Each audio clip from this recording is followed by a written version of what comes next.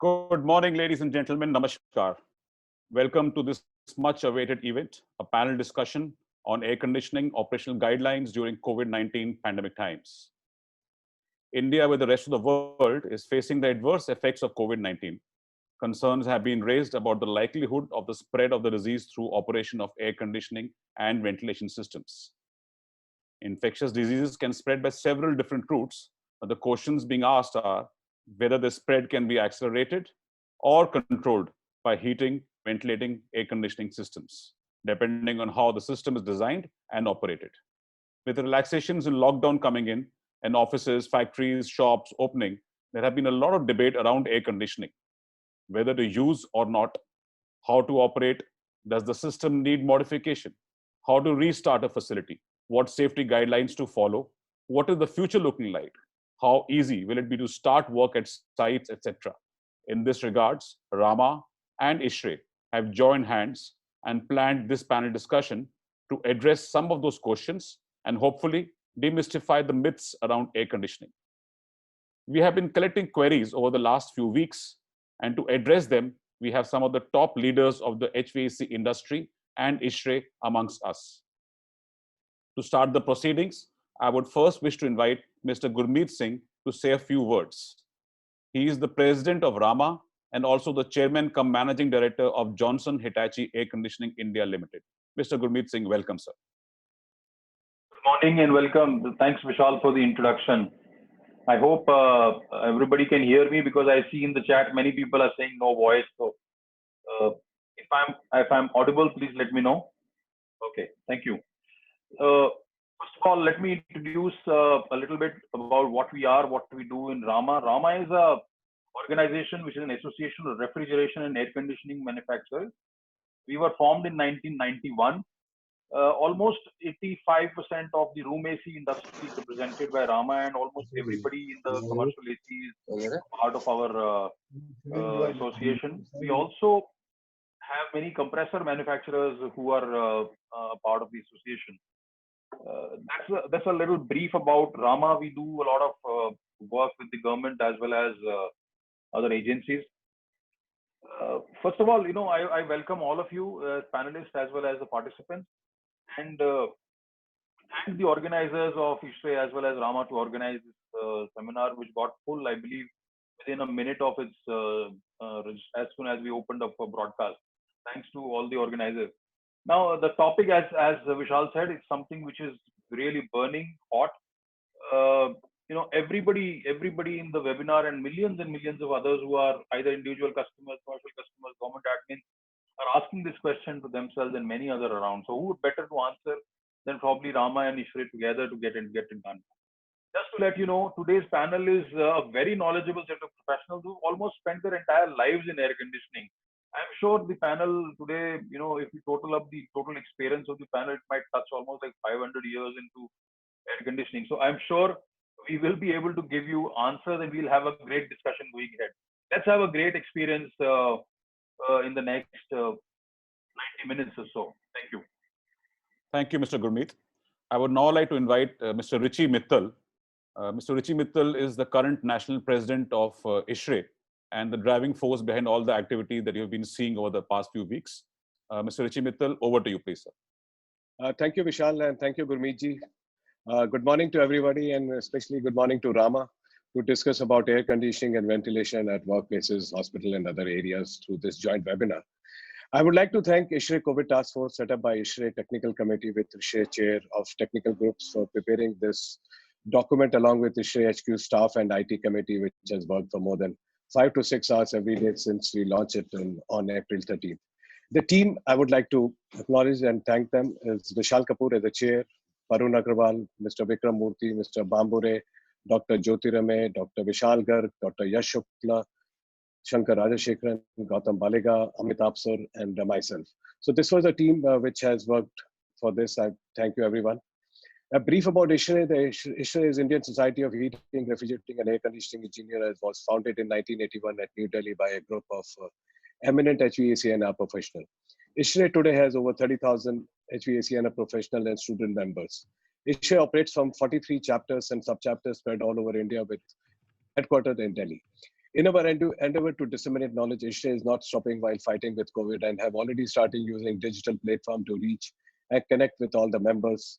Since beginning of lockdown, ISHRE is presently conducting around 8 to 10 webinars for their members to freshen up the knowledge at the comfort of home. It is led by a team of elected officers who are members of society working on a voluntary basis and collectively called as Board of Governors.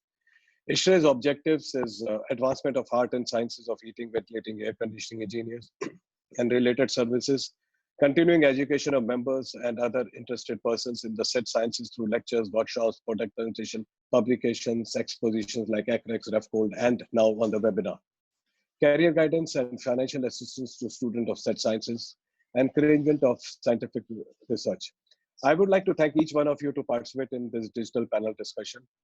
This document, which was launched by ISHRE on 13th April, is available free for download from ISHRE website. And with this, I would request those who are not yet member may join ISHRE and participate in this journey of ISHRE to disseminate knowledge to all. Just to share that this document of ISHRE COVID guideline has also been adopted by CPWD, MES, and other public limited companies. Please stay safe and at home as per government directive. Take care. Thank you. And over to you, Vishal. Thank you, Richie, for a brief about ISHRE and the COVID task force. It's been a pleasure serving on this force along with some very, very knowledgeable and great people. I would now like to introduce our distinguished panelists for today. First on the screen would be Mr. Chirag Baijal. Mr. Chirag Baijal is the Managing Director, good morning, Managing Director, Commercial HVAC with Carrier Air Conditioning and Refrigeration Limited. On purpose, we are not having very long profiles, though the profiles can read into a few pages for everyone because we want to keep it short. So we're just talking about the name and the designation, and most of you already know all these distinguished personalities on the screen in front of you. Next, we would have Mr. Mukundan Menon. Mr. Menon is President, Blue Star Limited. Next, we would have Mr. Rajesh Nagri. He is the Vice President, Service Operations and Engineering Excellence with Johnson Controls Hitachi Air Conditioning Limited. I think Mr. Nagri is not able to come on screen. Next, we have Mr. Biju George, General Manager and Head Product Solutions with Voltas Limited. Good morning, all. Morning. We have Mr. Gaurav Mehtani. Mr. Gaurav is the Assistant General Manager, Product Management and Technical Support with Daikin. Then we have Mr. Jitendra Bhambure. Mr. Bhambure is with ISHRE. He was a member of this task force and also is a chair of Technical Group Corrosion. Then we have Mr. Vikram Murthy, our immediate past president of ISHRE. And we have Dr. Jyotirmay Mathur, who is the chair of ISHRE. Hi, good morning. Good morning. So I think, and someone just look at Mr. Rajesh's screen because he is not able to get it on. If someone in the back end can just check into that, please. Yeah, there he is. Thank you. So welcome all. And as for the benefit of the audience that's listening unto us, we will be asking each one of the panelists some questions in rounds, and anyone is welcome to answer those. Some will be directed, some will be open-ended, and the audience can type in their questions in the chat. And if we have time left in the end, we'll try and take some of the relevant questions. Though frankly, the questions that are going to be asked today have already been collected from all of you and most of you. So we expect that most of them will be answered. A request to the panelists to keep themselves brief so that we can cover more and more queries and able to answer as much as what the industry and the user community wants to know from us. So here we go. First question to Mr. Menon. Straight on. The burning question. Is it safe to put a room AC on? About commercial facilities, shops, offices are all opening up. What do we do about air conditioning? Can we run it or not? Good morning, everyone. Absolutely, yes. Air conditioning systems are safe and, in fact, I would say beneficial for use both for residential as well as commercial applications. Now, if you look at residential air conditioners, these essentially are standalone window or split air conditioners. They are completely safe to use since they are used for individual rooms. And most importantly, these are rooms with known occupants. So please go ahead and switch on your residential ACs by all means this summer. Now, the second question, Vishal, you asked about commercial applications. So typically commercial buildings like offices or retail spaces, they are catered by central air conditioning systems like a chiller plus air handling unit, or at times a VRF system. Now, contrary to general perception that these central air conditioning systems are closed air systems, these systems are in fact quite well ventilated. A standard central air conditioning system includes a mechanical ventilation and filtration system that draws in adequate amount of fresh air as well. Just a few recommendations here: a temperature setting of 24 degrees centigrade plus, and most importantly, maximize the fresh air intake. And another guidance would be to keep the space well ventilated at all times. Okay, but there are reports, and if maybe Mr. Bambure would like to come in over here, there are reports that come in that there are states which have said, for example, for jewelry stores, if you want to open, you've got to turn off your air conditioning, or only stores with no air conditioning can open. This was covered in the media at some point in the south of India. Mr. Bambure, what would you say to that? Like Mr. Menon says, it is safe to use, but the reports or the advice is coming adverse. Unmute, please. Mr. Bambure, unmute, please. So this is a difficult question, and it has to be a combination of our state of our mind at this stage and the scientific evidence that is there. So first of all, I would say that yes, the reports have been said about jewelry, but they're not only limited to jewelry. That will be all out to the small shops, showrooms, and such places where air conditioners are placed. Coming to the answer of the first, whether it should be advised or not, whether they should be used or not, I would put it like this, that we are now, all of us are used to certain type of ambience and in our life. And I do not think that the shops and showrooms without AC will be a workable solution. These shops, specifically the jewelry shops, are not built for without air conditioning. Now, coming to the situation of today, it is unique to the mankind, and we are not undergone or forced to go to face situation as what it is today. In such situations, we feel comfortable if we have got a reference evolved over an experience of people, or there is some scientific documents which can be referred, which will guide us in taking sound decisions. Today, we have conflicting information, and many are putting forward, many of the officers or doctors or many other people are putting forward more or less like their personal opinion in absence of a sound document to refer through. With ISHRE document in hand, built over the scientific documents and research papers that is done, we today have a good document to follow through. I'm sure by the end of this session, we will have all the information, and it will bring in clarity in making good and sound decisions.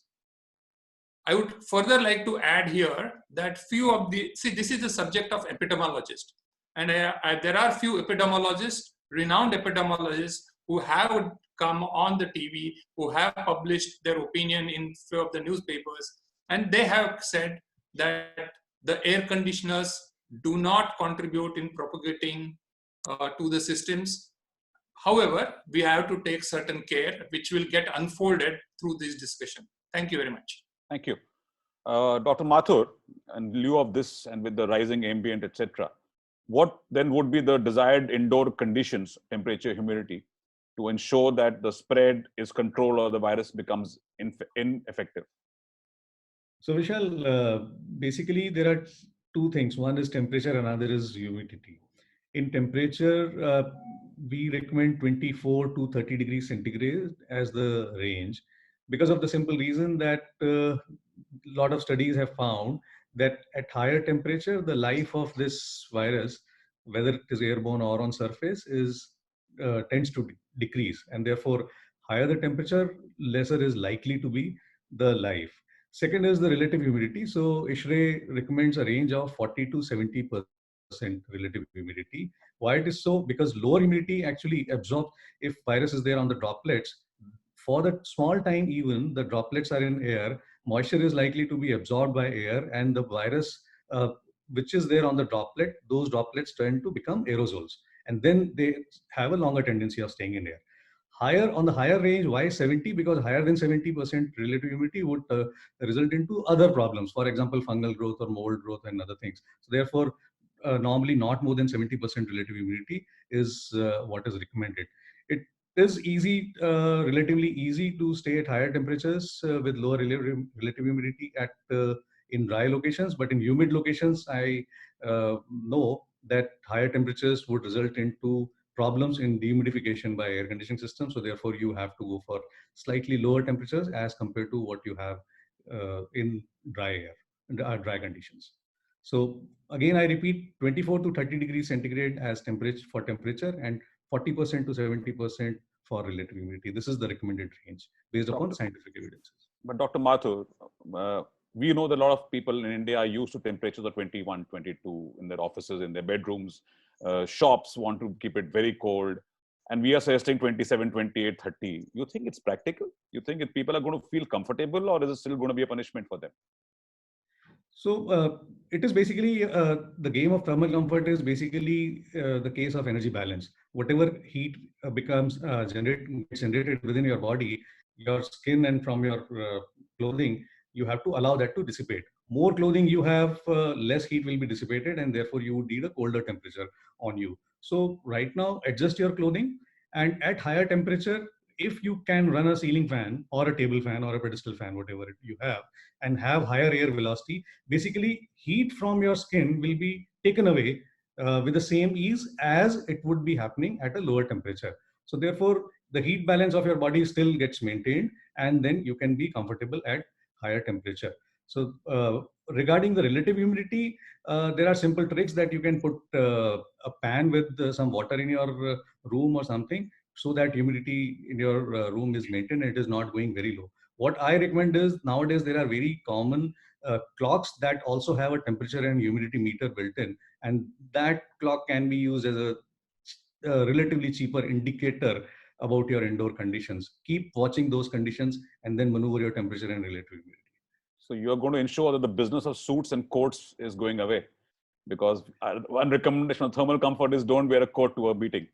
Yes, right? I would say so. In summers, especially when you're not having formal face-to-face meetings, it doesn't make sense to have higher resistance for heat dissipation around your body. Okay, thank you very much. Gaurav, a question to you. A very, very, very burning question across spheres. Is this virus airborne? Well, thank you, Vishal-san, for the question. Yes, the virus can be airborne. However, as per the recent report from WHO and ICMR, reports that the infection cannot take place through this way. However, as mentioned earlier, there are certain preventions and precautions that needs to be taken care of while using the AC systems. When an infected person coughs or sneezes or even talks, these particles are released. And for information of everyone, the number and the size of the particles are much bigger while sneezing when compared to when a person coughs or talks. So these particles are actually, they come out are of various sizes, and the large droplets being heavy in size, since they can't travel too long, they fall on the different surfaces of the nearby object. For example, table, chair, desk, etc. And they can remain there for many hours and even days as well. And also, if this is touched, it would infect the other person. In addition to that, the smaller particles, which are of size, say 5 mm or lesser, they tend to evaporate and break into smaller particles to become the residue or the smallest of the particles. And these smallest of the particles can actually be breathed, and they can actually go deep into the lungs of a human being, which can cause infection. However, the good thing is that as per the smaller, these smaller particles have so far very low infection rate as per the studies observed. So that would be my take on it. Thank you, Vishal. So if it is airborne, whether effective or not, if it is to some extent airborne, how can air conditioning systems prevent transmission? That's a very good question. See, we have been hearing a lot on this particular topic of air conditioning. Actually, these airborne transmissions has no relation and has nothing to do at all with the air conditioning system. However, as I mentioned earlier, that if infected person's big cough droplets fall on the people, nearby, and when they tend to breathe those droplets, they may contract the virus. And then these droplets are not at all linked with air conditioning. However, the chances of infection can only happen if the room has infected people inside it. In addition to that, the filter needs to be cleaned as a precaution, and we need to have adequate fresh air and ventilation, which we can do by slightly keeping the window partially open. And also the exhaust fan can also be made running at the adjacent bathroom or kitchen if it is possible.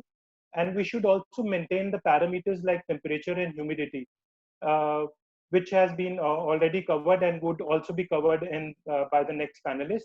Hence, very confidently, I can give the statement that air conditioning can be used safely during this time of pandemic. Thank you, and over to you, Vishal. So Vikram, Gaurav has been using this word ventilation. A lot of us have been using this word ventilation a lot recently, especially in the last few months, especially in the COVID times. Right. We say have more ventilation, basically. Yes. What does this mean from an air conditioning perspective? And can it really be done at site in field? Yes, good. I'll answer your question. But just before I answer your question, I'm just further paraphrasing what Gaurav said. So air conditioning will not spread this virus because air conditioning systems are so designed for the airstreams of supply and return to be quite different and have different velocities. So have no fear that air conditioning will spread the virus, and that is well taken care of. Also, careful distancing and covering yourself with a mask will keep you very safe even in the air conditioning environment. Now coming to ventilation.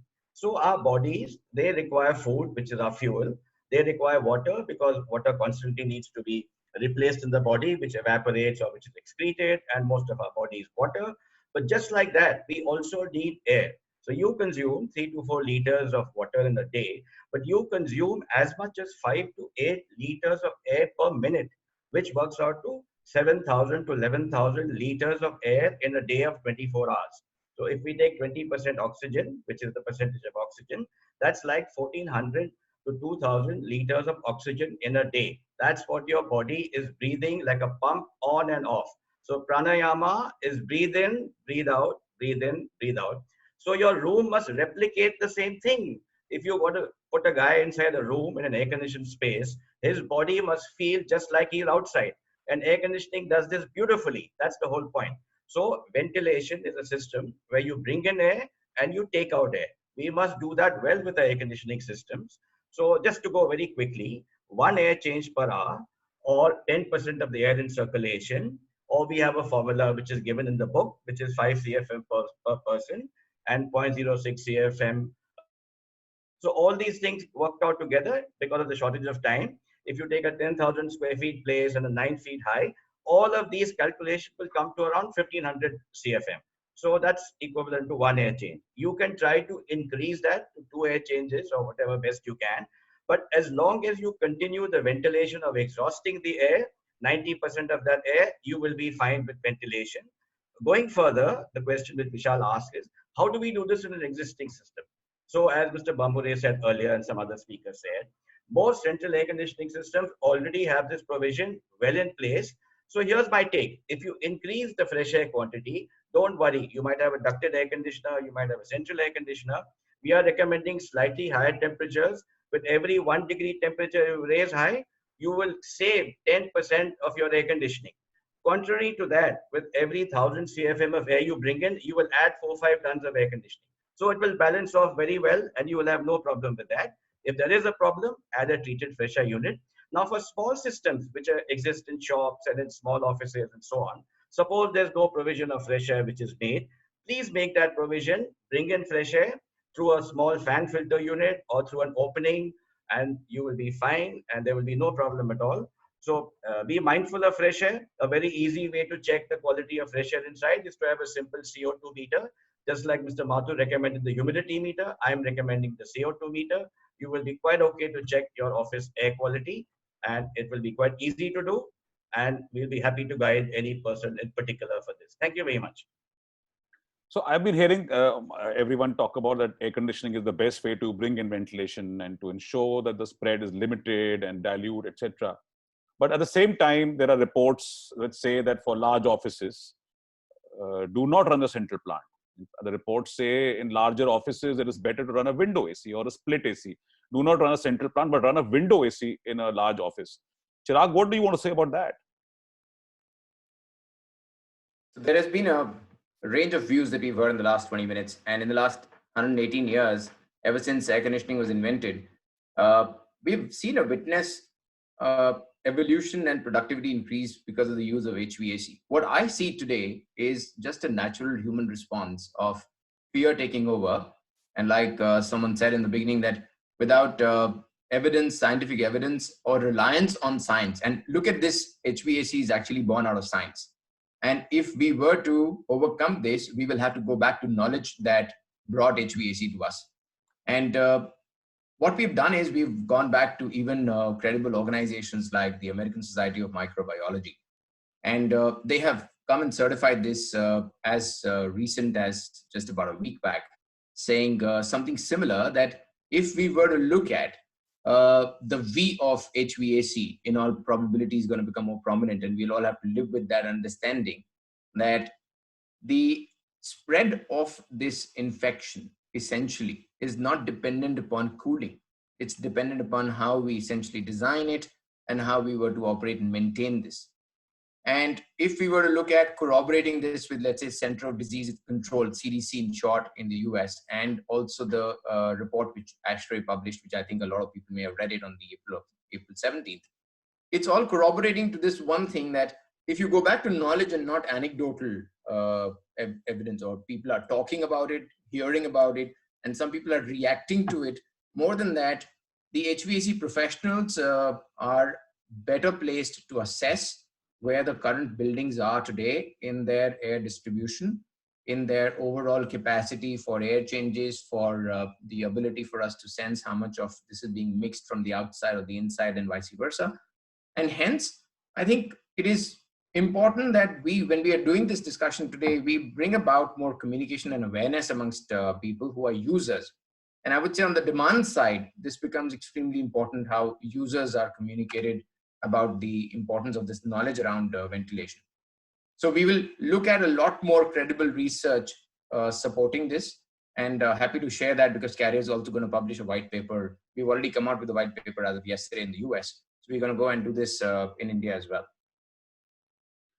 Actually, very well said, Chirag, because when we were writing this document and we were sourcing reports and studies from across the world while writing this guidance document, and at the end, we actually, all of us reached a conclusion that whatever we are saying in this document is nothing new. It's something which you're supposed to do all the time. It's not that you are supposed to do ventilation only today. Filtration is required all the time. Pressurization is required all the time. Operating temperatures, humidity, a 40 to 60% band, 50 to 70% band is the recommended band that has been there always. So it's not anything new. It's just that it's now come on our health. It's top of the mind right now because of all the media reports. And that is why we are talking a bit too much about it. And we are now getting a little conscious. And I hope we remain conscious for it, even when this COVID is behind us. Now, taking the same example as what you were talking about, offices and jewelry stores, a very, very popular report in newspapers has been about the restaurant in China, Guangzhou restaurant, which is, I think, being covered in all media very graphically with images. And they talked about air conditioning spreading the virus, were the headlines. Fine, the whole matter, if you read, you would discover that it's not just air conditioner spreading the virus, because a restaurant at that had used simple split air conditioner units. It was not a central plant firstly, it was just a split air conditioner unit. And if we were to believe that virus spread from table A to B to C, the line of travel was basically the air draft. It was not traveling as if it was being recirculated in the air. The air was coming out of a machine, and the table closest to the machine had apparently the infected person who released that viral load in the air. And the air from this machine then apparently carried it from table A to table B and then onwards. So number one, this place had bad air design. It was not air conditioning. It was bad air draft that was coming in there. It's bad even otherwise. Imagine table A is a non-vegetarian table and table B are pure vegetarians. Would you want to have full smell coming to you? No, you would not. So even for that, you need ventilation. Even for that, you need pressurization. So a lot of this coverage has come in very wrongly, saying that air conditioning is spreading it. It's not. It's something else which is actually helping or ensuring wrong things happening. And we all need to learn from that and go on. Moving on now, a lot of offices have started opening up, fortunately, over the last week. More so will start opening up hopefully after 17th, when slowly the lockdown will get relaxed. Many facilities now have to open after a gap of 2 months, 6 weeks, 8 weeks, etc. They've all been locked up with their shops or offices, large offices, etc. There are any specific guidelines to be kept in mind to ensure that when you're restarting up, everything is fine and in control, and you don't have to live with some other problem your way? So, Mr. Bamburi, would you want to throw some light on that? So thank you, Vishal. So this is an unprecedented situation. Any offices or anything closed down for 40 days, or at times it is going to go to 50 days or 2 months also, we don't know, is a very unique situation. And they're not occupied at all. I'm not sure whether the cleaners and the sweepers and the people who clean also are allowed. Generally, in an office closed on weekends gets cleaned properly. But so there are two or three aspects of it. One is there can be a very heavy dust levels inside. There can be increased activity of insects, rodents, at possibly bird droppings also. So the first and foremost, I'm sure that the owner of the premises is going to clean that, going to fumigate that, and then only hand over the system to the air conditioning service agency or a service provider.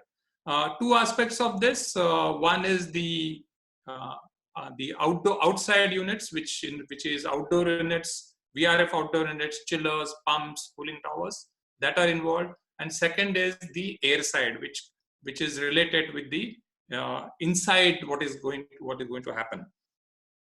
I would suggest here that the units which are outside the enclosed premises, or conditioned premises, will have to be treated very similar to what is done when you do a startup of a commissioning. Just immediately, you do commissioning and you start up, you go step by step. Each manufacturer will have its own guidelines to do that. We'll have to look at cooling towers, pumps, the chiller circuits, and many other things, clean the condenser coils. So that should be a common procedure, which has been well established, known, and will be documented by each of the manufacturer what to do with it. Now coming to what is inside or within the conditioned space, and that is where we'll have to slightly pay more attention and is also critical. So I would suggest that the first and foremost, the air distribution system needs to be looked at and thoroughly understood. Then the first step should be come to the fresh air systems, whether they are integral part of the AHU design or a separate unit. Look at it, increase change the settings, both of the dampers as well as of that of the VFD settings to maximize the airflow. We have been understanding here that ventilation is key to the whole thing, apart from maintaining the temperature and humidity. So then look at all the indoor units, clean the filters, clean the drain pans as per manufacturer's guidelines, ensure that the drains are all not choked up, clean them. If possible, desanitize the inner surfaces of the systems, clean the ducts wherever possible. And once this is done, it is recommended that you keep the doors and the windows of the premises fully open and run the system, taking in fresh air, not running in the cooling mode, and run the system again for nearly about 4 to 6 hours, 2 to 4 hours, whatever that, depending upon the size and the air distribution pattern that is being designed there. Of course, before that, I'm saying that also look at the supply air grills and filters and other things. After running that for such a period of 4 to 6 hours, remove the filters, again clean them as per the procedures and put it in place back, and then start running the cooling system. Of course, there will be a step-by-step procedure that will be required to start the outdoor system. When it is a central plant. A special care should also be taken to look at the electrical wiring and systems, because it's all possible that the rodent would have possibly damaged the electrical wiring. So look at that. And the suggested temperature is somewhere around 26 degrees Celsius, between 24 and 29, as we discussed. Keep the ventilation systems again on. Now there will be a question whether the load will be maintained or not. We can see here that most of the offices will not start with 100% of this occupancy because of the norms that are also given by the government. So the occupancy is going to come down, and we are sure that the extra fresh air that will be taken inside will be compensated. We should also know that the air conditioning systems are designed for the peak load, and they will have some factor of safety. So the comfort condition with slightly higher humidity and higher temperature will take care of air heat load. Now, this is a startup. Now, during the operations also, we should ensure that the toilet exhaust and other exhaust should be kept 24/7. The ventilation system should be kept running off office hours also and on weekends also. If we maintain all these things, we can say that the air conditioning system will be safe to use, and it will not contributing anything to propagate of the virus. Thank you very much, Vishal. It's exactly like you've gone on a holiday. God knows when we'll go next on a holiday. But when you've gone on a holiday and you come back after 3-4 weeks of keeping a house locked, it's literally the same protocol. What you do in your house, you first open all the doors, you open all the windows, you run all the fans, ceiling fans, exhaust fans. That's what you do first in a house. You do that first, you clean everything else. It's broadly the same protocol that is going to be followed over here. Frankly, this does not have much to do with COVID restartup. It's just because the offices were closed for such a long time, and most offices are airtight, they're not ventilated. So you need to follow all these protocols before starting and restarting. There have been some people who've been asking this question that I don't have ventilation in my office. Your guidelines and you are recommending that without ventilation, do not start. See, these are all recommendations. You need to remember, ventilation is not a new thing. Outdoor air into a system is not something new. It's nothing to do with COVID only. It is all the more important now that you find a way of bringing in outdoor air.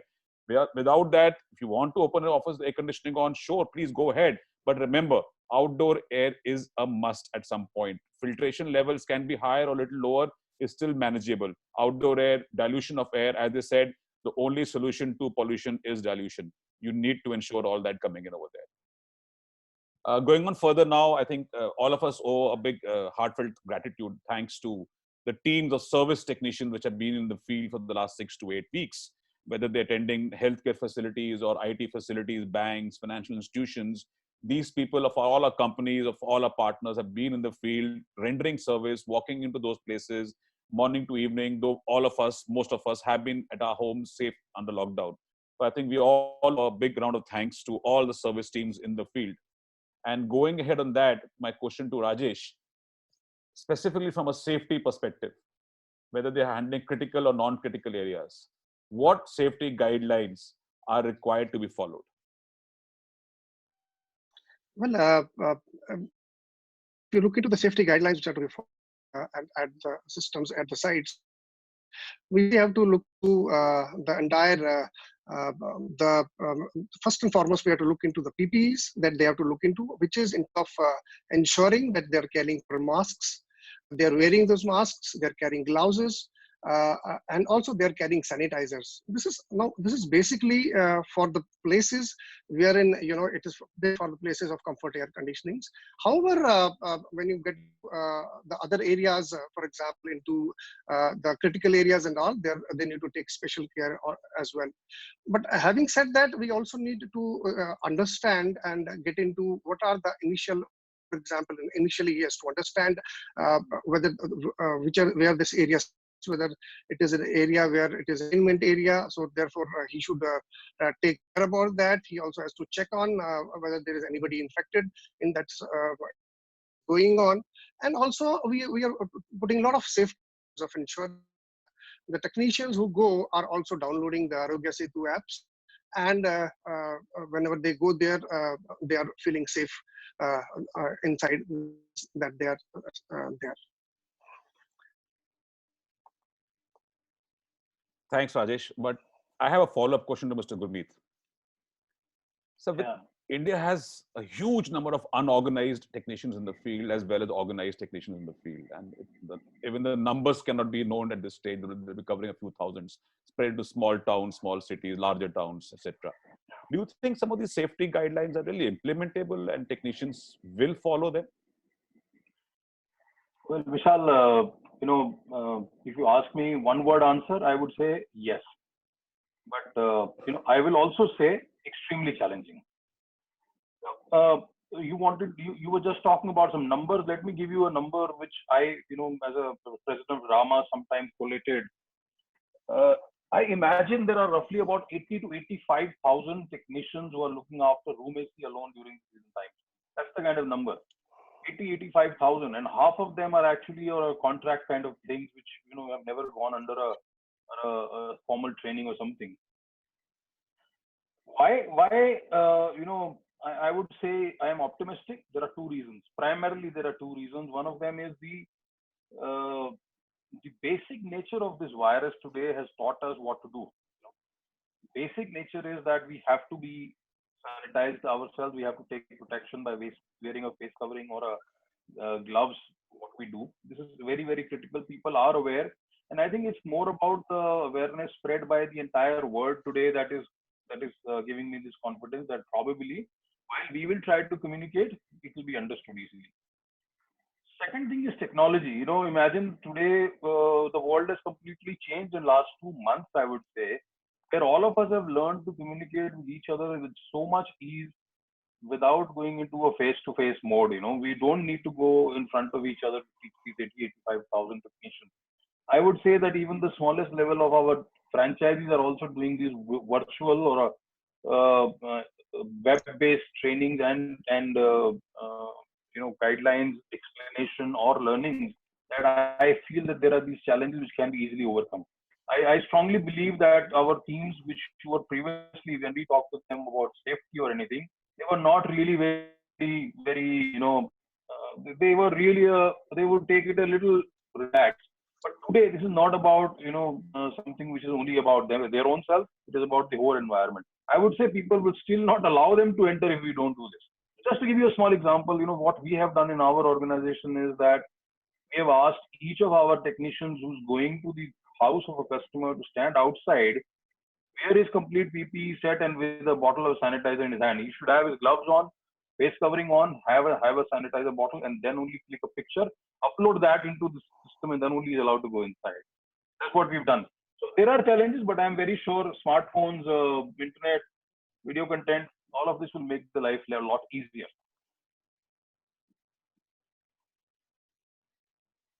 Think any special training will be needed for these people? Specific high-end training? Yes.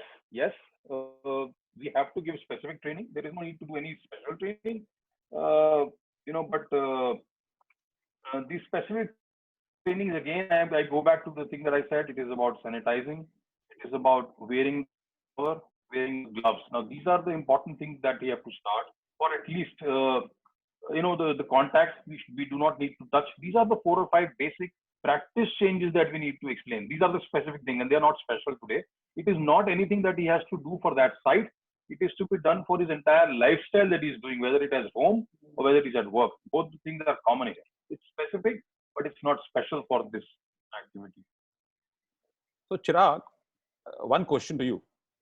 With all these additional PPEs and safety that's going to be required, yes, Mr. Gurmeet is right saying that safety has always been a requirement, but there has been an add-on in safety from the point of view of masks and gloves and eye covers, face covers, and etc., coveralls and healthcare.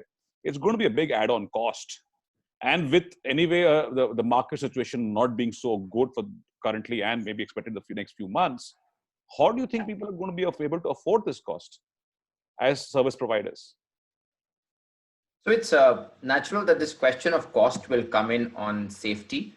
But let me just share this, that safety has always had its inherent cost, just that in India, we've really not appreciated what safety is the way that we have seen this getting appreciated in some more developed and matured markets.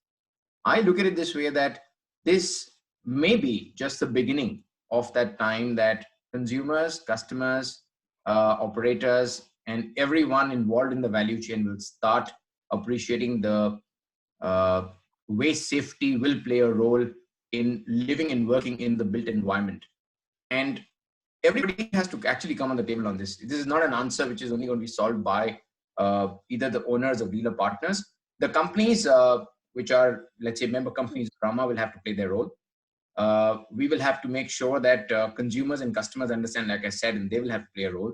We will also have to look at regulations at some point in time, because some sort of credibility and adherence to the regulation will only make it better in giving confidence to the consumers on the demand side, and also making sure that there is an adherence on the supply side. And I've seen this pretty much, that, in my opinion, human nature is such that it's very difficult to adhere to a certain discipline unless there is an external catalyst to it. Now, that could come in different shapes and form, but I think, like as Carrier, we're doing this in our own way by supplying PPEs even to our channel partners and their technicians to begin with. Now, this has to be sustained over a period of time. So it'll become a cost of doing business, in my opinion. It was always, in most quarters, it was not appreciated. Hopefully now people will appreciate that this will become a part of doing business. But will this not affect the productivity, the output of teams in the field, with extra precautions, extra PPEs to be taken, worn, taken off? Absolutely. So in all probability, it is going to, whether you're carrying people on a two-wheeler or a four-wheeler, the way that one dresses up at the site, the way that one is asked to adhere to a certain protocol, we will have to look at ways in which we mitigate that productivity loss by how do we enhance it on some other side. And I'll take a few examples, maybe they might be helpful. We have been pretty much a paper-based organization. So when it comes to an FSR, largely, if you look at the industry, it's about preventive maintenance being done on paper, the FSRs being done on paper, a whole lot of paper movement. And if you look at, my opinion on this is, even customers are going to become more wary about not accepting papers which has moved like 4 or 5 hands or 10 hands, and you don't know where it's coming from. So moving to a lot more digital world in the entire way that we service our customers will help in enhancement of productivity. What will also happen, and I'll possibly talk about it here, is the way that we send our people on site. A lot of times we analyze, and I think other panelists just might have had similar experience. People with remote control issues also need a technician to visit their site. So we will have to see what kind and level of complaints do you really need a face-to-face interaction with, which is not just a loss of cost, it's cost, and it's a loss of productivity as well. So maybe, getting more structured and disciplined in that area will also be the way that I see industry moving. Okay. Coming from this to Richie, everyone also talks about filtration. And our documents of ISHRAE also talks of increased filtration. Is it really practical to increase the filtration level, especially in existing systems? Vishal, thank you. I think we have now started talking about filters. Actually, filters have been talked from day one. Whenever any designer would design a building, we always talk about good air quality, and good air quality comes because of filters. We are not talking something very new. It is the earlier, we were only worried about CO2 levels in our buildings. So, I've seen a lot of buildings users, they switch off their fresh air units to save energy, and they would raise a claim to the management that they have saved energy for the company. So this is nothing new. We are talking of a very normal MERV 13 filter, which I think every HU is supposed to have, all around. So if it is not there, yes, we have to be a little careful on the fan and the motor power to be there. But this is our recommendation. And as I rightly again said earlier also, we were talking about CO2. Now we are worried about COVID. So I'm sure that everybody is going to work on it and go with a little better filtration. You should go for that. That is what I would say, Vishal. Thank you. But what about the smaller systems, high walls and cassettes, etc., where you cannot play with the capacities of the fan? So I heard one of the doctors talking that, one of the sessions, Vishal, which you had, where he said, I have a split AC. Can I open a little bit of a door, and then I can do an operation in my office? OT. These are the questions. So no, I don't think the door or window can give you that kind of ventilation for a OT. But yes, for the residential application, we have very clearly talked that, you can open a little bit of window and put on the exhaust, because I'm sure anybody who has an AC in his room would have at least a toilet next to his bedroom, or anywhere in the house.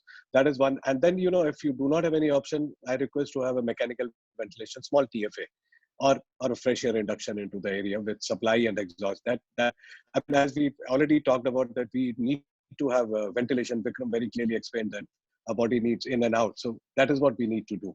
And I don't think it is very difficult to do that. Installing a small exhaust fan in a room with open a window, and then you can do some ventilation. And there was one doctor. How about filtration? We can get in ventilation through that too, but how do we improve the filtration levels? So filtration in split AC and other area would be through a treated fresh air unit where you have a fan filter unit, and that is the only way out. And what about the standalone purifiers? Purifiers, yes, purifier. There are a lot of discussion happening on purifier. What kind of purifier? So just to brief you, we have two kind of purifier. One is a passive purifier, which is with the filters, particulate matters, and then we have an active purifier, which has a lot of technologies of active. So I mean, passive is good, and active you have to be little wary about the byproduct of that. So you have to maintain a good air changes in that purifier, which we have already we have mentioned detail in our book also, the guide look, how to design that in case if you want to go. But please understand, air purifier will only do air which is in touch with the room. But if you have good air changes in the room, it is well designed, it can take care of that. Thank you, Vishal. Chirag, you want to add something to that? It's interesting because we were having a conversation with a professor at Harvard about last week, and John McComber is the name. And it's very interesting that he came up with this one line, which I want to share with everyone, that it's a cheap way to help people be healthier when you do not economize with airflow and filtration. So I just what Richie and you were saying. Yeah, absolutely right. It's so aptly put in a very small sentence that there is no way that we should look at cost economics on airflow and filtration anymore. I mean, that's the way that I see it going. Fair enough. So on the subject of filters, Rajesh, do you think the frequency of cleaning needs to change? In some places, does filter need to be cleaned also start? Because many places I know filters aren't clean. So does the frequency and the need for filter cleaning change? Well, Vishal, I'll first just start with the, if you have a clean filter, what happens first is that you have a proper airflow in your unit, and therefore the efficiency of the air conditioning overall system remains optimum. So that is one of the prime things that we look into. Apart from what happens is that when you have a filter, it traps and holds the gas, dust, dirt, and also the virus particles into the filter. So having said, it becomes the home for the molds and the bacteria. So it surely creates some kind of a sickness into an air conditioned environment. So it's important that ensure that we have a clean filter. And also we ensure that the frequency of the filter cleaned faster. And also, if you see in the critical areas or where we use MERV3, 13 filters, which have the filtration, 0.3 microns.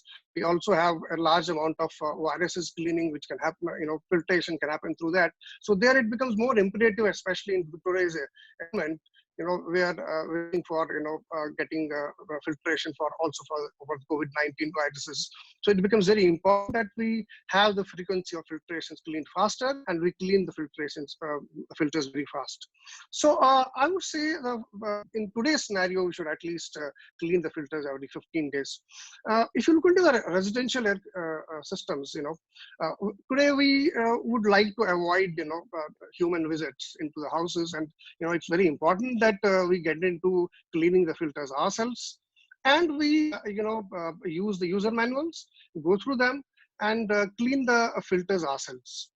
And having said that, we should also, in larger places where we have operators and maintenance people, we should ask them to clean the filters every 15 days. Fair enough. There's some chat messages coming in the group and to me directly also. And I want to be asking this question openly to all our industry leaders in this panel today. Why should they believe you? You're all in, I'm going to be using this very clear word that you could be commercially biased because it's your business finally at the end of the day. You've got to get in revenues, top line and bottom line. So why should people believe you that saying that air conditioning can be used, better ventilation, filtration, etc.? So anyone can take on that question from the industry. Shall, if you allow me, let me speak. Let me come in on this. Sure. You know, I lead Rama, and I am the industry leader. So let me answer this question for you and for every other panelist today, as well as for the entire set of our audience. My question to you, my first confession to all of you: yes, we are an interested party. There is no doubt. We manufacture air conditioners, and all of us are people who are having a living coming through air conditioning. But imagine if we were to ask this question to anyone, who would you go to? Would you go to an expert? I mean, I'm asking the audience today. You would go to an expert who's spending thousands of dollars or maybe millions of dollars in research, in design, in manufacturing operations, in ensuring sales trainings, ensuring service, who's doing this day in, day out, or would you go to a nearby guy who can tell you this is okay or this is not okay? First is that, you know, we are experts and we know what we want to do and what we are doing. Second is nowhere as a responsible manufacturer or a set or a association of manufacturers, never we would ever do any recommendation which is not in line with what is the right thing. You know, if it was not right, I'm sure we would have said it is not right. Please switch off. You know, this is something that I can say with a lot of authority. Now, if we were to ask me this question, it's an example, and I'm just giving you an example which is probably good or not good. We can decide later. But what I'm saying is, if you are, imagine you have a problem and you believe that you need to go to a gynecologist, a cardiologist. You feeling pain in your upper chest, and would you go to someone else, or would you go to your nearby neighbor and ask him, is it pain in the chest? Should I go to a cardiologist? Would you believe him or not? Of course, the doctor is going to charge you money. If you have a problem, he'll either do your pass or he'll tell you you need a stent to be put in. We all doubt that also. In same way, people may doubt us, but I think our role is no different from that doctor, no different from a lawyer who we go to when we want an expert advice. We are experts, and we would never compromise the health or a safety issue of any customer. We spend millions of dollars, I say once again, in India as well as abroad. People like, engineers like who are a part of ISHRE, people who are, who are into the business of consulting, they all put their most honest efforts into recommending to customers. We are all interested parties, but then we would never do that. That's why you have to, give me a choice. I would say, where else will you go? So, Vishal, was I more passionate? Was I more passionate on this? No, it's good. It's heart talking out. So it's always good to talk from your heart. Absolutely. Yeah, Chirag, you want to say something? I was just saying that for everyone, it's important to remind themselves that the healthy building movement started much before COVID-19 happened. And as HVAC industry, we've been actually speaking about it much before the current infectious disease conversation started. And let me also share this with you that if one were to go back and look at the 9 main parameters of a healthy building, 5 of them relate with HVAC. And now you couple that with Sustainable Development Goal, in short SDGs, which the United Nations drafted in 2015, and which almost the entire world is signatory to, including India.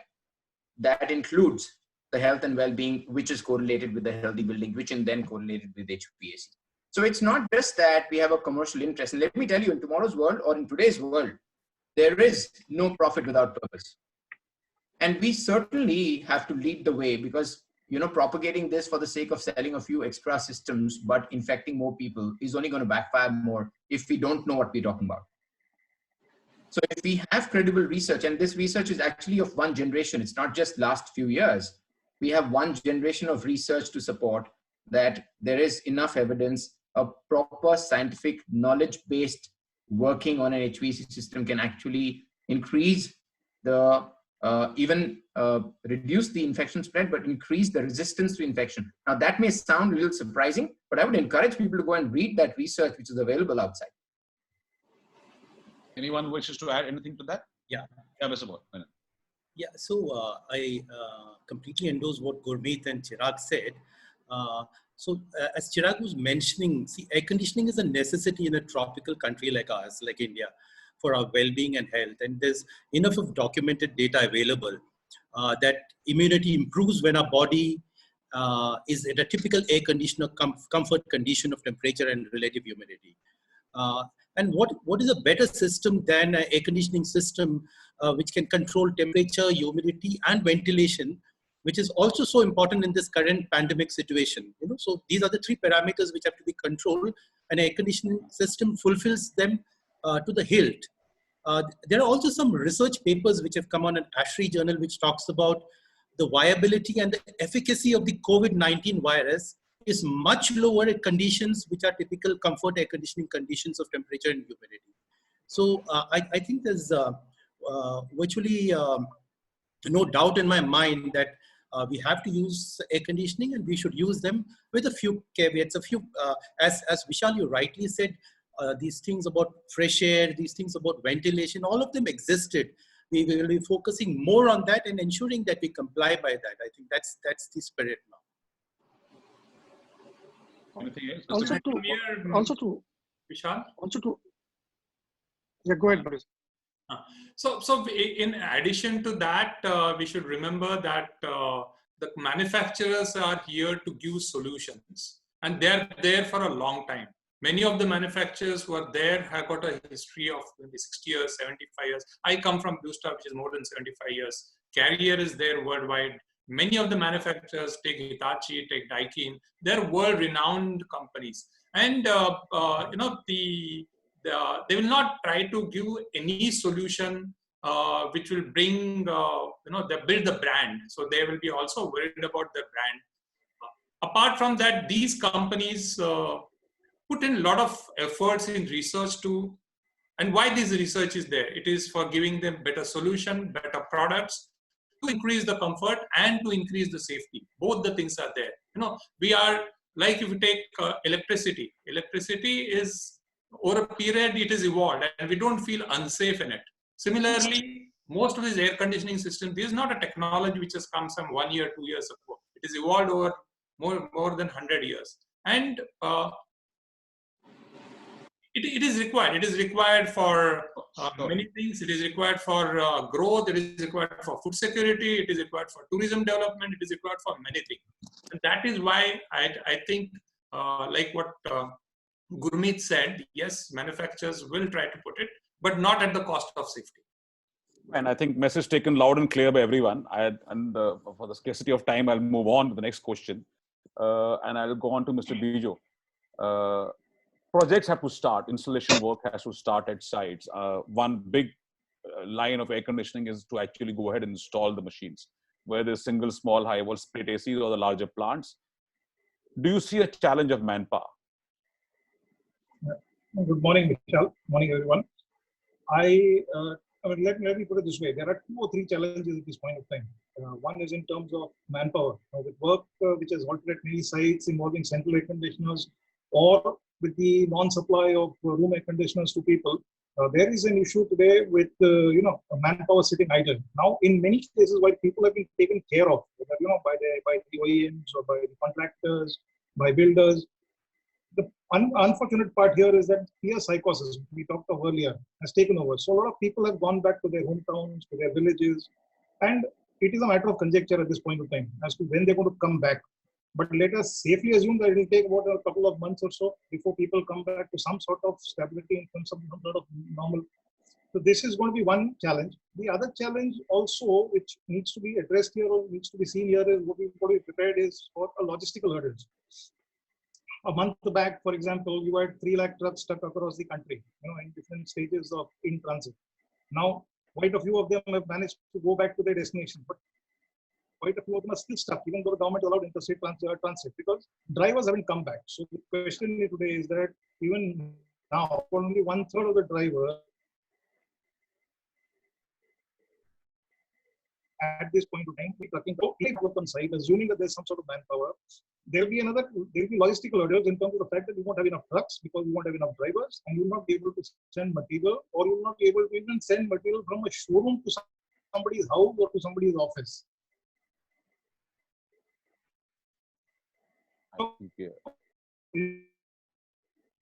Legislation coming in, so the thing is that we're going to be a couple of what comes to that new normal, and the third part of this is that costs will go up. There will be some increase in costs because even to get people back to site or even to get transport systems working, even though there are other flip benefits like the overall cost of oil going down to an all-time low, and if the government does reduce the price of fuel, it will be offset with these higher costs, which will be levied by maybe the workers or by the transport companies. Anyway, today as India, even Mr. Ronnie Screwvala mentioned this in one of his webinars, that we are one of the countries with the lowest ARPUs.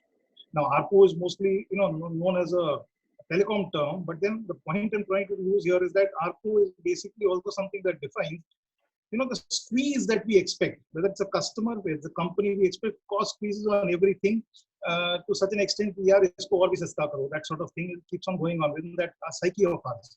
Now, with these costs, which are levied on us not by choice, but by force, these costs will also ensure that if customers are going to pay this extra cost, they'll ask for better quality. They'll ask for better standards. And in doing so, I think all of us will end up giving better quality. We'll have a better quality perception, whether it's a customer, whether it's an OEM, whether it's a partner. And I think overall, that's not such a bad thing to have. Maybe some good will come out of all this. Okay. Also, I just wanted to ask you a takeoff question on that is, sales team finally has to start visiting customers, right? Whether sales team or projects team visits to customer places and meetings, etc. How will they handle it today? Because transport is a problem. Many places, many offices, many clients not allowing people to enter their offices, but calls have to start happening, conversions have to happen. So how does that help? How can that be handled? Okay. When you look at sales teams, many of them have also started getting used to the new normal. Today, when you talk to sales teams across companies, today I've been talking to quite a few of my colleagues in different companies.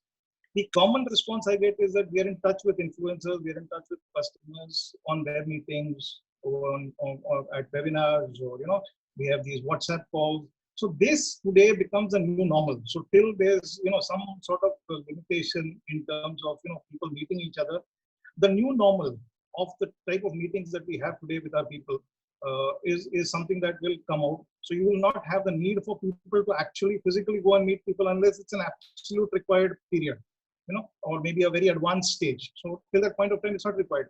And once they do have to go, whether they have to go to a partner or whether they go to a customer, let them follow the same principles that we expect our service technicians to follow. Your own PPE, your own sanitizer, your own water bottle. Same, what you expect your technicians to do, a salesperson can do as very well. Avoid touching surfaces at places that he goes to. These are things that are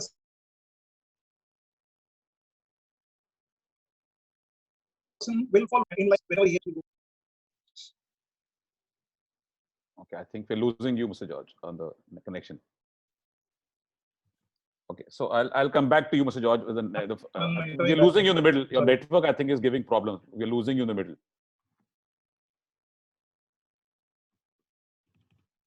Okay, I think I'll take on the next question, and we'll come back to you, Mr. Piju, once you're a little better off from the network point of view. Mr. Menon, we've talked all about what is there today, etc., etc. Now, going ahead, do you see any changes in the future from a product point of view, as the way air conditioners are designed, or anything new that should be coming in the future?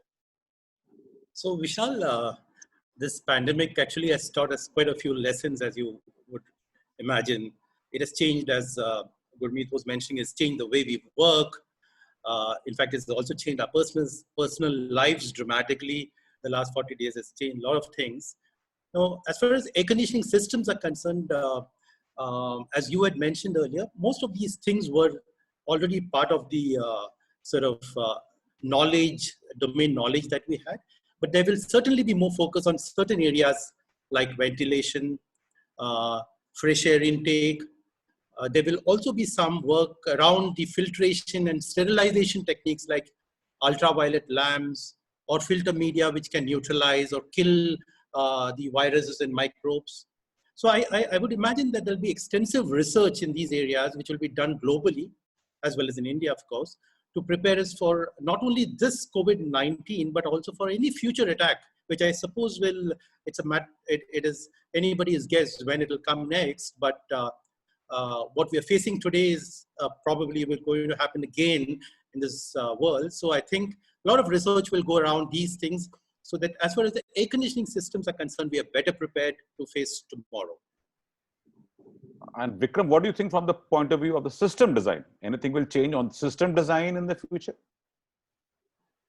Yes, Vishal. So I have a few things to say, and carrying on further from what Mr. Mukundan Menon said. So future products of air conditioning manufactured by good manufacturers, like all of the manufacturers you see over here, will all be future ready. They will be careful to plan for far ahead, seeing from what we had now. They will be able to filter well. They will be able to switch on, switch off well. They will have good control of fresh air. They will be modular in nature. You can modify them. They might have EC motors, which can ramp up, so on and so forth. But getting into projects. So I believe the future of projects is going to take all the good lessons we have learned so far. We will be very conscious of indoor environment, which is a standard that ISHRAE has released. And I'm just mentioning it because it takes care of many things. It takes care of the acoustic comfort, the illumination comfort, the thermal comfort, and as well as the air quality. So this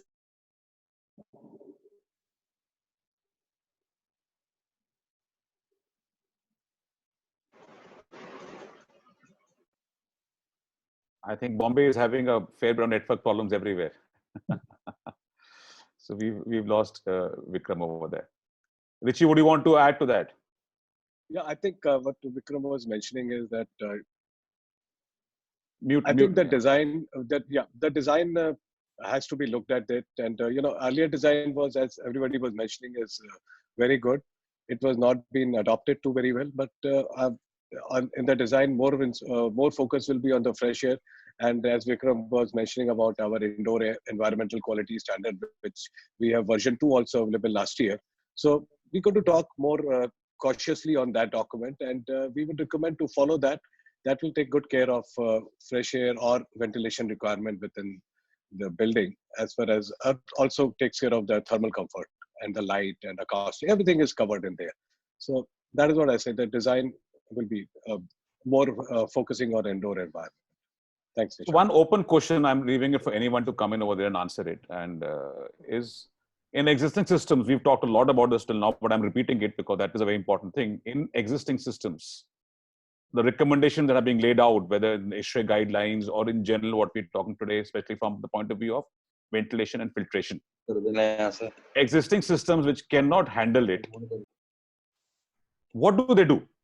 Do they turn on air conditioning, or they sit in this peak summers of 45 degrees in Delhi or 90% humidity in Chennai and sweat it out and take the thermal stress? Suppose they're not able to do extra ventilation in the systems. What do they do?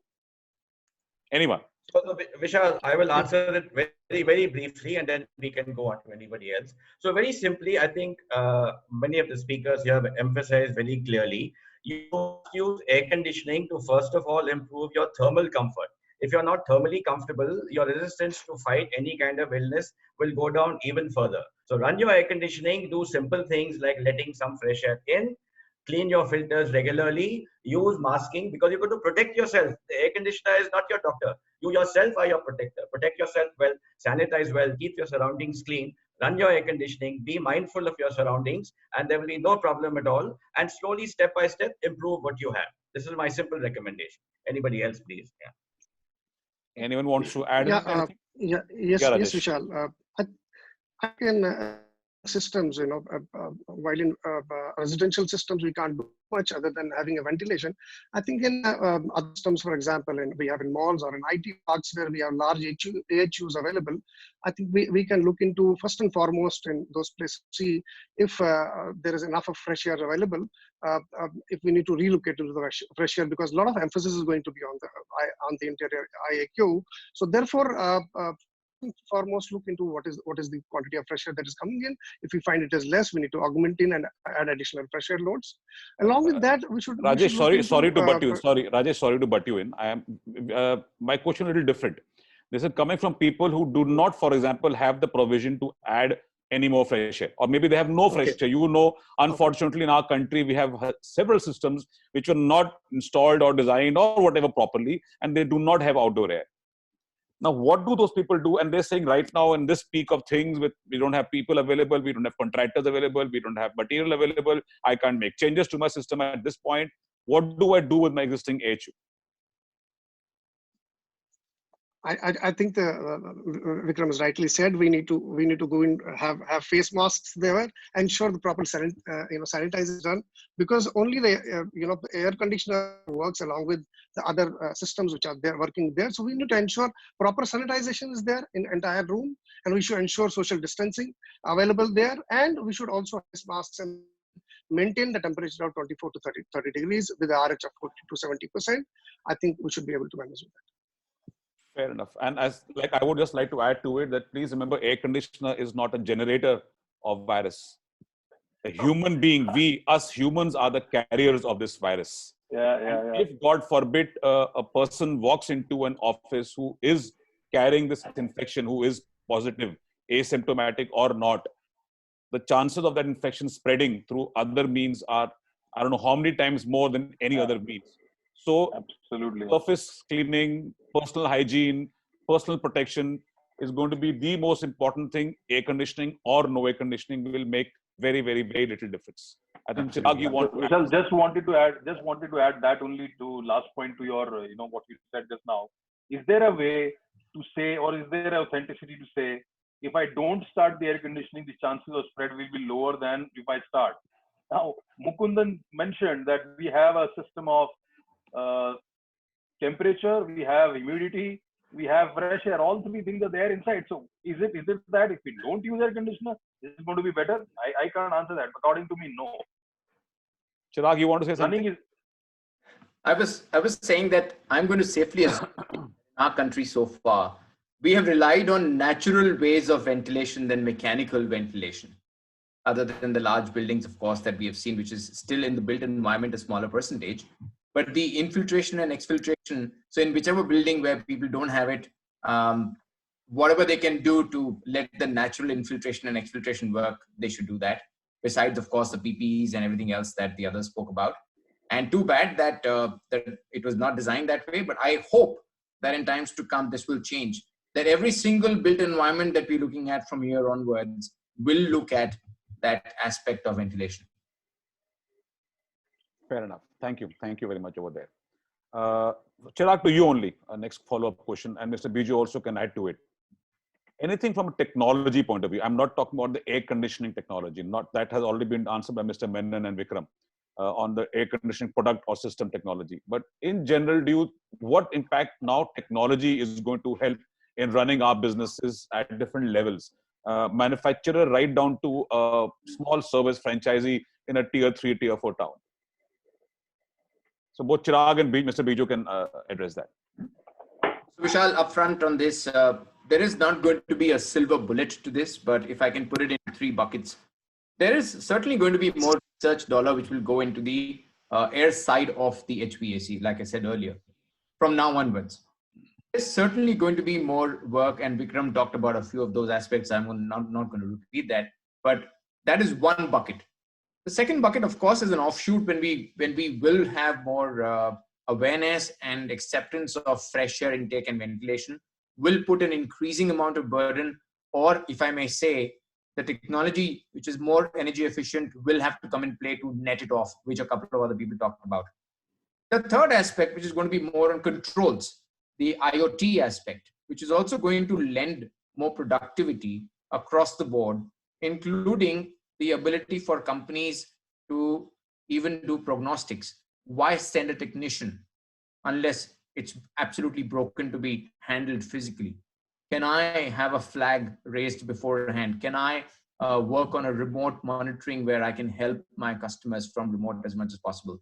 It'll take care of some bit of cost. It'll increase productivity. It'll also enhance safety. We are going to see a change in behavior. And I think all of us on this panel are attendees, and in times to come, it is a behavior change which is going to help overall the industry and all the partners in this. Mr. Biju, you want to add anything to that? You have to unmute yourself, sir.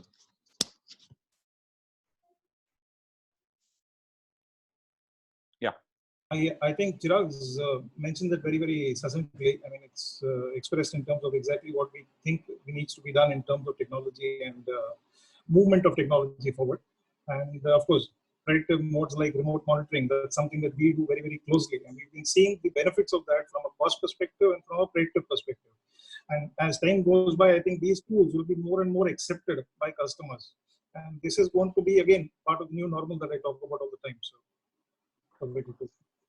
okay. So for the benefit of everyone, at the end of this, another 10 minutes, we have a new document that's come out on operation and maintenance guidelines, specifically covering restart up of new facilities from an HVAC point of view. It's a very short, sweet document, which will be launching right at the end of this panel discussion, just to help people plan their restart up operations and maintenance of the systems going ahead. It's basically taken out from our main document and specifically only addressing this issue. So we'll be doing it towards the end of this presentation. Mr. Menon, as we come towards the end, do you see a change in our sourcing mechanism as manufacturers, from whether it's components or finished goods, which are coming in from countries like either China or Thailand or other countries? Do you see a change in the entire sourcing mechanism in the days ahead? Vishal, in the short term, as you know, that there is adequate stocks with manufacturers and the retailers and the dealers this summer.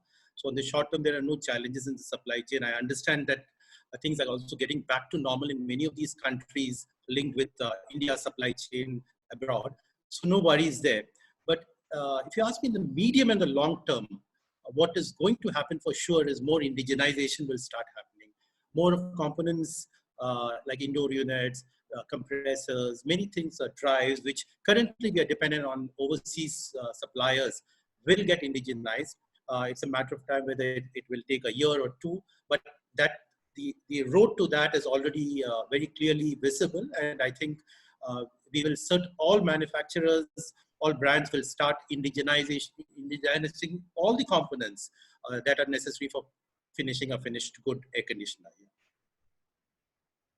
And going on, Mr. Gurmeet and Chirag, or anyone else who want to come in over here. This Make in India, which has been there for last few years from our Prime Minister.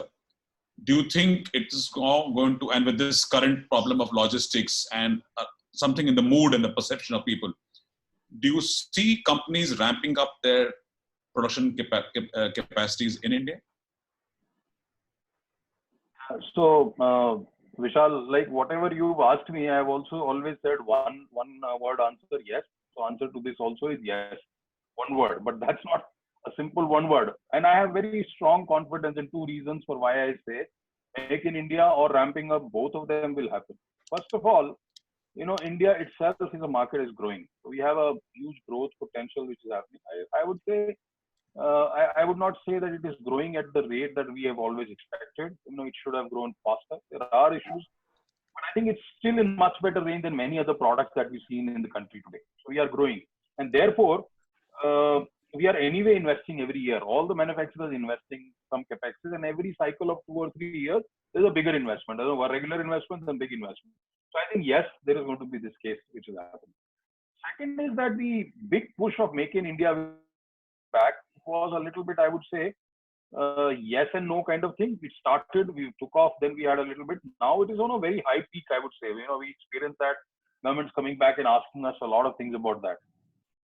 On top of that, there is this, big desire for the entire world to look at an alternate sourcing destination apart from only, let's say, China or some other Southeast Asian countries. So India has a huge opportunity or a unique opportunity today where we should actually look at ramping that up. And I am sure all of us are looking at that possibility, whether it is room AC or commercial AC. I am sure we will have a ramp up and we will have an opportunity which would like to encash. I think on that, I've always said a few things, so I'll repeat some of them and add a few more. Look, it's not a question of a scale of China being matched in India. It's going to be one bit of some de-risking which the entire ecosystem will look at happening in other countries outside of China, post the scenario in which we are. That is one on de-risking. The second aspect, which I've always believed in, is that instead of competing on trying to put up that scale, while the long-term story of India remains intact. So whatever we are seeing right now does not change that long-term story, which is exactly what Gurmeet was talking about. But if you look at the way our knowledge on HVAC in India is, I think we're pretty solid. We have a lot of inherent knowledge, not capitalized in intellectual property, but we do have a chance of creating our own space here. And a lot can happen towards that area. It could be on the air side, it could be on overall plant room, it could be on building designs, it could be on IoT, it could be on a lot of other things, where we don't necessarily compete on a scale of manufacturing a component versus China. But yes, our plans remain intact, because if we've been doing it in India for the last 33 years, we've constantly made sure that we keep looking at our investment plans. Shorter term, I think everybody will conserve some cash, but that's all right. It's a matter of responding to the crisis more than changing your strategy. So the strategy doesn't change. Okay. Thank you. Thank you. Anyone else wanting to add anything to this, or? Yes, just here, Vishal. The Make in India has to be a well-drawn long-term program. It can't happen by just saying Make in India, and we'll have to do right investments. I also feel that air conditioning industry, where the penetration for all these years was low, is slowly increasing. A critical mass is now there that manufacturing in India is now possible. Now, most of the manufacturers have started manufacturing in India in one way or the other. What has to be done is it has to be taken to the second level. That what it means. It means that the entire supply chain has to be manufactured in India. Critical components like compressors, drives, because the future products are going to be intelligent products, and these intelligent products are going to help in many ways. So these areas which will come in will help. So there will be some requirements which are such like building competencies in design, building competencies in the design means it is the engineer's competencies. It is not the skill development that we should invest in. More and more emphasis are the interventions from policy interventions can be done to develop the ecosystem, including academia and the think tanks and other people come together and to work. If all this happens in place, I'm sure we have reached a critical mass where Make in India is possible. Sure. Thank you. Thank you. Thank you, everyone, for a wonderful session. It's not the end. I just have another 3-5 minutes to go. But one thing is very clear that, firstly, thanks for some honest and frank opinions and some passionate thumbs coming from the heart, which is what is needed if you want to be honest with yourselves.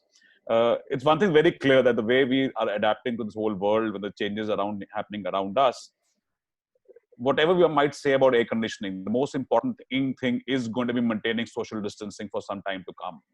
We've got to be taking care of our own selves, our hygiene, our masks, washing our hands, cleaning surfaces, sanitizing the workspace, the frequently touched objects like a doorknob or a lift button or a railing. For some time to come, those will have to be kept clean, sanitized, use their own protection.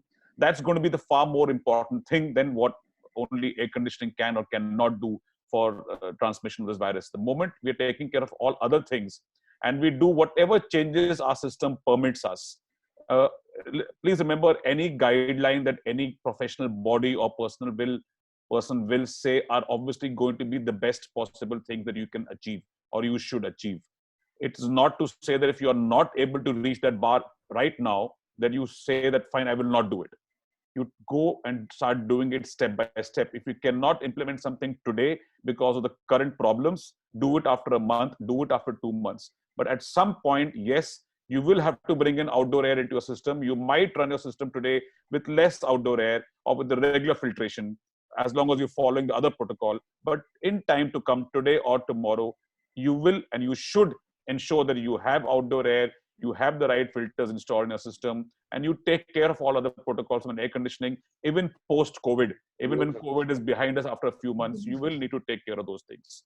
I would now like to launch and request our team, our marketing team, to play a small video of this document that we are launching today. This document will be available on our website, ishre.in, for a free download sometime today. So anyone can go in there and download this document.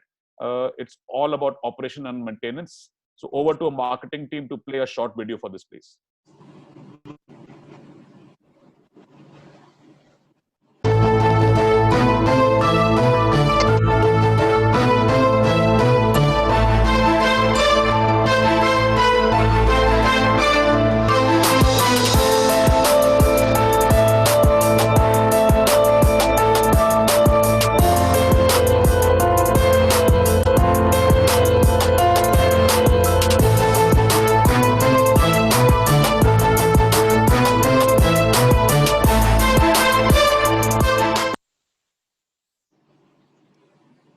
So thank you, everyone. I just wanted to add one more point over there. Please remember, as professional bodies like ISHRE, for example, and Rama, we can give you general guidelines.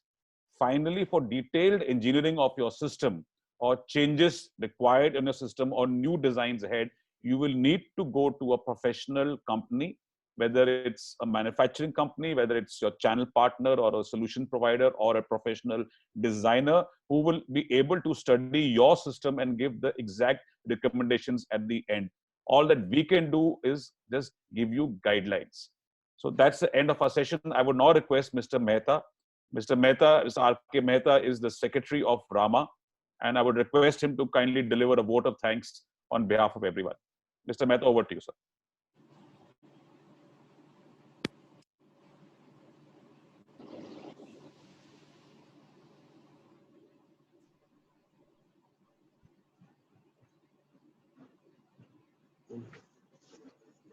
Hello. Yes, Mr. Mehta, we can hear you. Hello. Yeah, we can hear you. Please say it out, sir. Okay.